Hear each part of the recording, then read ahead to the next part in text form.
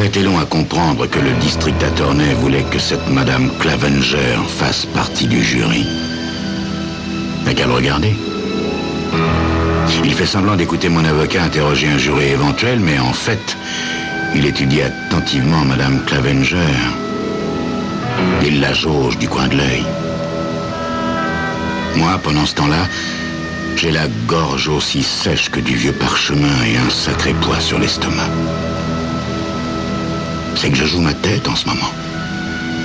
Et les choses qui n'en finissent pas de traîner en longueur. Ça fait 1 jour et demi maintenant que les avocats s'efforcent de choisir un jury. Tranquillement, en prenant tout leur temps. Le juge, un petit bonhomme à la bedaine impressionnante et au crâne chauve comme un œuf, a l'air de somnoler. À moins que ses pensées ne soient en train de s'égarer vers quelque torrent plein de truites. Car il fait bigrement beau en ce jour de printemps.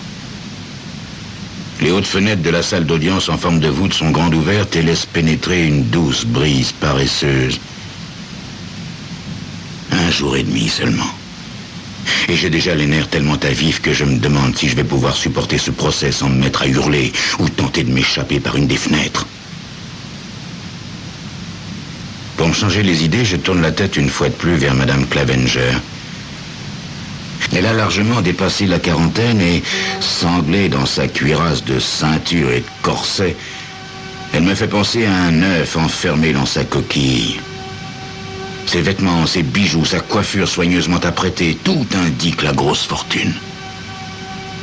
Pour le reste, il n'y a pas besoin d'être expert en psychologie. Un simple coup d'œil suffit, cette femme est un monstre d'arrogance et d'égoïsme, incapable de la moindre pitié. De toute évidence, rien d'autre n'importe pour Madame Clavenger, si ce n'est Madame Clavenger elle-même. Elle me jette un regard furtif de ses petits yeux gris aussi froids que l'acier. Pas de doute là-dessus. Elle est de ces femmes qui obtiennent ce qu'elles veulent dans n'importe quel domaine. Sa façon de me regarder me plaît pas, mais semble plaire au district attorney. Un grand type d'allure sportive, au visage rude et aux cheveux blonds taillés en brosse. Tout à fait le genre à impressionner les femmes sur leur tour. Ça fait un moment qu'il a repéré Madame Clavenger comme son principal juré. C'est vers elle qu'il tournera avec chaleur ses doux yeux marrons. C'est à elle qu'il adressera ses remarques si pleines de bon sens, si toutefois elle est finalement choisie. Car pour le district attorney, persuader Madame Clavenger, c'est persuader tout le jury. Après, les autres jurés pourraient aussi bien essayer de déplacer une montagne. Mon avocat vient d'en terminer avec le dossier d'examen là des jurés. « Acceptez, votre honneur », dit-il. Le juge étouffe un bâillement, dodeline de la tête en signe d'assentiment, joue négligemment avec son marteau et libère le juré. Et maintenant, c'est le dossier de Madame Clavenger qui va être examiné. Si j'avais pas les menottes au poignet, je m'accrocherais des 2 mains au bord de ma chaise. Mon avocat, Cyril Abbott, s'approche du banc de la défense. Il est grand, maigre et son visage étroit fait ressortir un long nez collé à la diable comme pour réparer un oubli entre des lèvres pendantes et des yeux étroits. Tout en remuant quelques paperasses, Cyril Abbott s'informe courtoisement. « Comment ça va, t'es là ?» Je hausse les épaules d'un air accablé. « Pas très fort, maître. Pas très fort. » « Détendez-vous, voyons, tout marche bien pour le moment. » C'est cette Clavenger qui me tracasse. Et elle me tracasse même tellement, Madame Clavenger, qu'à côté de ça, l'existence des témoins m'a l'air d'un détail. Car c'est cette histoire de témoin qui a été pour moi le grand coup de déveine. Le meurtre lui-même m'est apparu comme un simple travail de routine, bien que sortant légèrement de ma spécialité. C'est vrai, c'est la première fois que je me chargeais d'un travail en dehors du syndicat. Je collabore avec le syndicat depuis des années et je me suis habitué à considérer ce travail comme une formalité. Jamais la police ni la justice ne m'ont inquiété. Il faut dire qu'en général, les professionnels du crime sont à l'abri de ce genre de désagréments. On nous confie une tâche, on nous lâche dans quelque ville inconnue et on nous désigne la victime. C'est nous qui choisissons le lieu et l'heure de l'action. Et une fois la besogne accomplie, nous disparaissons de la ville. L'affaire Marc Doty avait l'air simple. Petit escroc sans le sou, à l'air souffreteux, il était arrivé depuis peu et était descendu dans un hôtel de 3e ordre. Pendant 2 jours, j'observe les allées et venues de Doty. Je lui trouve le visage tendu, préoccupé. Dans un sens, il a raison d'être préoccupé. Il ne le serait pas en pareille circonstance. Mais à ce moment-là, il ne sait pas encore ce qu'il attend. J'ai essayé d'aborder cette affaire avec le même détachement que j'apportais à celle du syndicat. Sauf que, cette fois-ci, je dois préparer tout seul mes plans, me privant ainsi de la sécurité qu'on éprouve à n'être qu'un rouage de la machine. Au bout de 2 jours, je trouve que la situation est mûre à souhait. En plus, je commence à être nerveux. La solitude ne m'a jamais réussi. Je brûle d'envie de retourner dans ma grande ville, de boire un verre avec les copains, de séduire une fille ou plusieurs filles. Si j'ai accepté de venir dans ce trou, c'est uniquement pour les $100 000, la somme que vaudrait Marc Doty une fois mort. Qu'est-ce qui pourrait bien aller de travers? Dans les grandes lignes, c'est une affaire semblable à bien d'autres. Aucun lien n'existe entre Doty et moi. Il mourra et moi je disparaîtrai. À la police locale de se débrouiller avec ce crime qui finirait sans doute sous la rubrique affaires classées.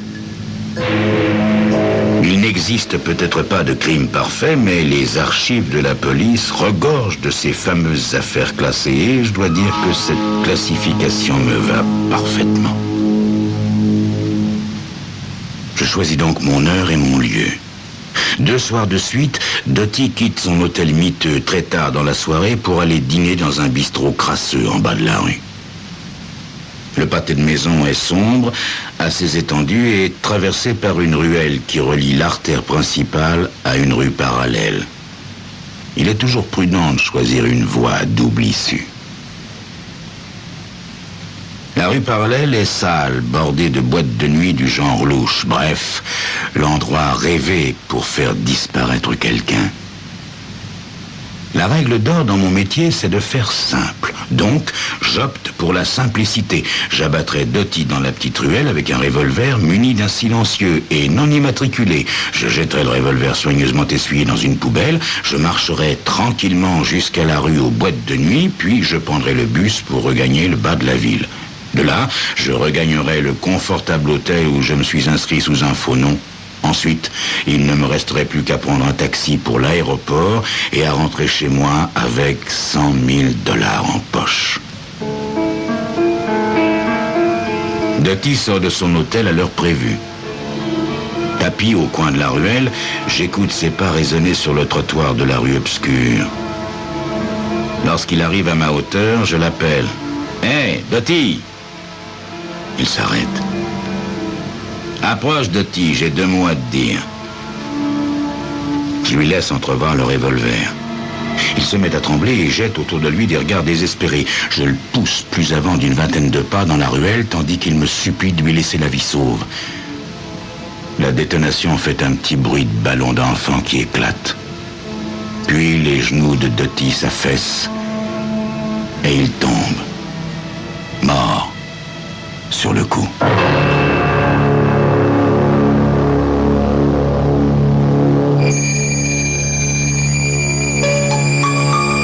À première vue, Taylor a agi en tueur professionnel chevronné. Alors comment se fait-il qu'il se retrouve en si fâcheuse position dans une salle de tribunal? C'est ce que vous saurez dans quelques instants.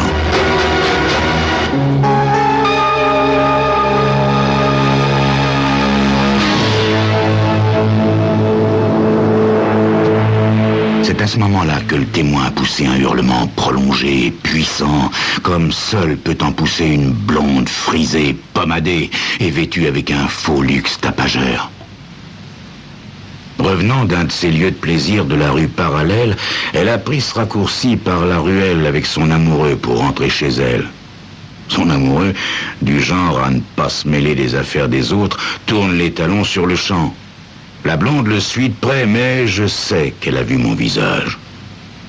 De nouvelles détonations retentissent dans la ruelle. Je vise mal dans l'obscurité, je manque la fille. Dans l'affolement, je me jette presque tout droit dans les bras d'un flic qui, faisant sa ronde, a entendu les hurlements et vient s'informer de la situation au pas de charge. Le flic n'est pas tombé de la dernière pluie. En plus, il est costaud, rapide et armé. Je laisse tomber mon silencieux et lève les mains aussi haut que je peux. Heureusement, j'ai un joli magot de côté et je peux m'assurer les services d'un avocat comme Cyril Abbott. La première fois qu'il vient me voir en prison, il me demande combien j'ai touché. J'ai assez de bon sens pour lui annoncer le chiffre de 50 000 $. 50 000 $ qu'il empoche en me disant de ne pas m'inquiéter. Autant me demander de ne pas respirer. Peut-être est-il assez retors pour jeter un certain discrédit sur la déposition de la blonde. Après tout, la ruelle était sombre et mon visage n'avait été éclairé qu'un instant par les lumières des réverbères. Et puis, tout s'est passé tellement vite. Évidemment, c'est très ennuyeux pour moi, cette histoire de témoin, mais la grande question, c'est tout de même de savoir si, oui ou non, cette arrogante vieille Clavenger va réussir à faire partie du jury. Tiens, justement, le district attorney est en train de la caresser de son beau regard sombre et plein d'amitié. Et elle qui sourit de toutes ses rides. Votre nom, madame, s'il vous plaît? Fait le district attorney. Et Clarissa Benson Clavenger. De nationalité américaine? Bien sûr. Avez-vous des préjugés moraux ou religieux contre la peine de mort qui vous empêcherait de faire partie du jury dans un procès pouvant entraîner la peine capitale dans cet État? En aucune façon, jeune homme, dit madame Clavenger sur un ton péremptoire. De ma main gauche, je sors maladroitement mon mouchoir de ma poche et m'éponge le visage tout en me remémorant le peu que je sais de madame Clarissa Benson Clavenger. Elle vit ici depuis 20 ans et a épousé l'un des gros pontes de la ville qu'elle a rencontré alors qu'il passait ses vacances en Floride. Mon avocat m'a dit un jour qu'en ce temps-là, c'était une femme d'une beauté insolente. Son mari avait 15 ans de plus qu'elle et était mort 3 ans auparavant dans une clinique privée après une longue maladie, comme on dit. Le district attorney lui adresse un sourire plein d'égards, comme pour s'excuser en silence de devoir faire subir à une femme de son rang la stupide routine de l'interrogatoire. Avez-vous quelque idée bien arrêtée sur l'affaire, madame Clavenger? Aucune. Connaissez-vous l'inculpé, Max Taylor? Elle baisse les yeux avec une expression de souverain mépris. Non, à peine. Je sais que ces questions sont fastidieuses, madame Clavenger, mais elles sont indispensables. Mais je comprends très bien. Continuez, jeune homme, je vous en prie. Non, je pense que c'est inutile, dit le district attorney. Puis, se tournant vers le juge, votre honneur, nous acceptons le juré. Le juge fait un vague signe d'assentiment. L'avocat de la défense peut interroger le juré. Cyril Abbott s'approche de la barre de son pas traînant. Il s'arrête, se gratte le sommet du crâne et dit « Votre honneur, je crois que le district attorney a posé des questions essentielles. Je ne vois aucune raison de refuser ce juré. Accepté par la défense. » Je m'affaisse sur ma chaise et libère enfin mes poumons d'un souffle trop longtemps contenu. Abbott se tourne vers moi et je suis sûr qu'il réprime l'envie de me faire un clin d'œil. Pendant une seconde, je regrette presque de l'avoir roulé et de ne pas lui avoir donné la somme entière. C'est vrai, quoi.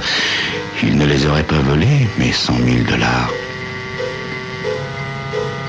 Et madame Clavenger, elle aussi, me regarde. Ou du moins, me jette-t-elle un de ces coups d'œil furtifs, mais qui en disent si long. Cette chère madame Clavenger. fond, nos deux existences se seront croisées avec une brièveté rare si l'on songe à l'impact de cette rencontre sur nos deux vies. J'ignore presque tout d'elle, elle ignore presque tout de moi. Je sais simplement qu'elle a épousé le vieux Clavenger alors qu'il faisait un voyage d'agrément sous les tropiques. En revanche, je n'ai pas la moindre idée de ce que Dottie a bien pu découvrir sur elle quand il a soudain surgi de son passé.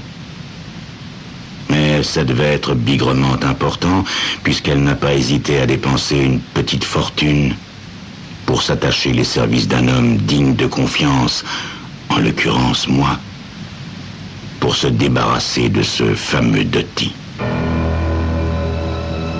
Il est probable que je ne saurai jamais rien de tout ça. Ce que je sais, en revanche, c'est qu'il ne lui reste plus qu'une chose à faire si elle veut éviter que je me mette à table.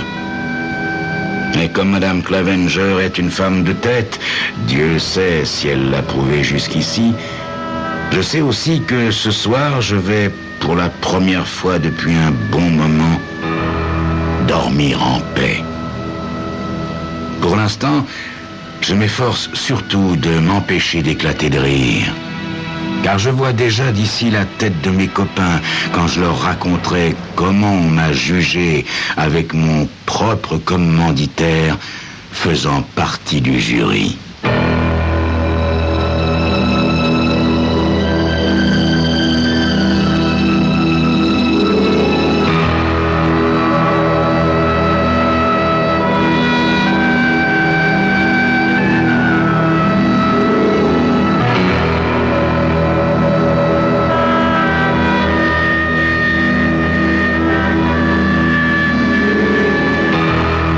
Crime Story, les rendez-vous d'Alfred Hitchcock, racontés par Serge Sauvian.